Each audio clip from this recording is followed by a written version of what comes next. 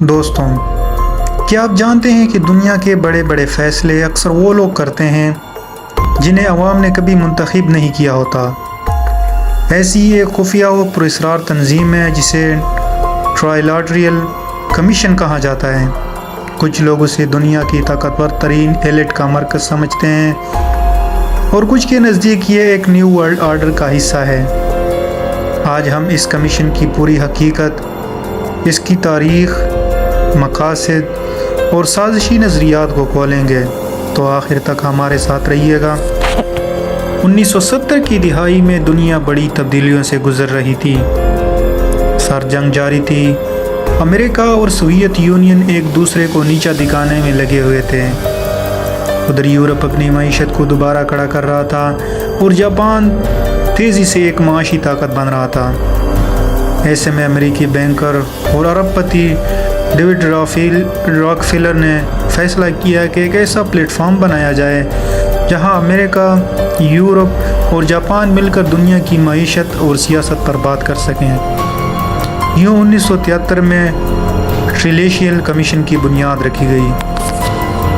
Commission کے بانیوں نے کہا کہ اس کا مقصد 3 خطوں یعنی امریکہ، یورپ اور جاپان کے درمیان ہم آہنگی پیدا کرنا ہے تاکہ عالمی معیشت کو مستحکم کیا جائے، توانائی اور تیل کے بحران سے نمٹا جائے، بین الاقوامی سیاست میں مشترکہ موقف اپنایا جائے، ترقی پذیر ممالک کو بھی عالمی نظام کا حصہ بنایا جا سکے۔ لیکن ناقدین کا کہنا ہے کہ یہ مقاصد صرف ایک پردہ ہے۔ اصل میں یہ طاقتور افراد کی ایک خفیہ مجلس ہے جو دنیا کی پالیسیز اپنے فائدے کے لیے بناتے ہیں۔ ٹرائلیٹرل کمیشن میں عام لوگ شامل نہیں ہو سکتے۔ ان کے رکن وہی بنتے ہیں جو بزنس، سیاست، میڈیا اور تعلیم کے سب سے طاقتور افراد میں شامل ہوں۔ مثال کے طور پر جمی کارٹر جو بعد میں امریکہ کے صدر بنے، اس کے رکن تھے۔ کئی یورپی وزرائے اعظم اور جاپانی وزراء اس میں شامل رہے۔ بڑے کارپوریٹ لیڈر اور میڈیا کے مالکان بھی اس کا حصہ ہیں۔ اجلاس بند کمروں میں ہوتے ہیں، میڈیا کو براہ راست رسائی نہیں دی جاتی، صرف منتخب رپورٹس ہی باہر آتی ہیں۔ یہی وہ حصہ ہے جہاں ٹرائلیٹرل کمیشن سب سے زیادہ پراسرار لگتی ہے۔ ناقدین کہتے ہیں کہ یہ تنظیم اصل میں نیو ورلڈ آرڈر کے منصوبے پر کام کر رہی ہے۔ اس کا مقصد دنیا کی سیاست کو ایک عالمی حکومت کے نیچے لانا ہے۔ عالمی بینکنگ سسٹم، میڈیا اور تجارت پر کنٹرول اس کے ذریعے کیا جاتا ہے۔ کئی بار کہا گیا ہے کہ یہ تنظیم IMF، ورلڈ بینک اور اقوام متحدہ پر بھی اثر انداز ہوتی ہے۔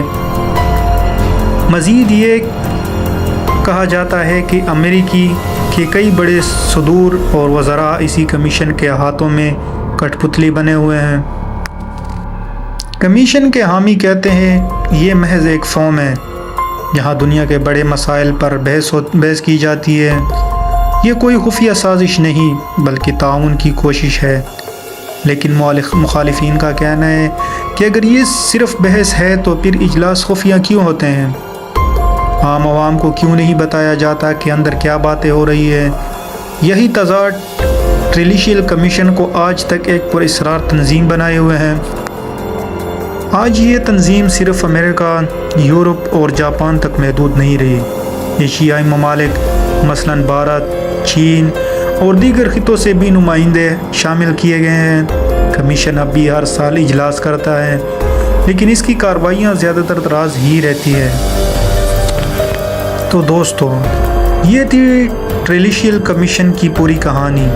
کچھ لوگ اسے عالمی تعاون کی علامت سمجھتے ہیں اور کچھ لوگ اسے دنیا پر حکومت کرنے والی خفیہ طاقت۔ اصل حقیقت شاید کبھی پوری طرح سامنے نہ آ سکے، لیکن ایک بات طے ہے، یہ تنظیم آج بھی عالمی سیاست اور معیشت پر گہرا اثر رکھتی ہے۔ آپ کے خیال میں کیا ٹرائلیٹرل کمیشن واقعی ایک خطرناک سازش ہے، یا یہ صرف دنیا کو قریب لانے کی کوشش ہے؟ اپنے رائے کمنٹ میں ضرور بتائیے گا۔ شکریہ۔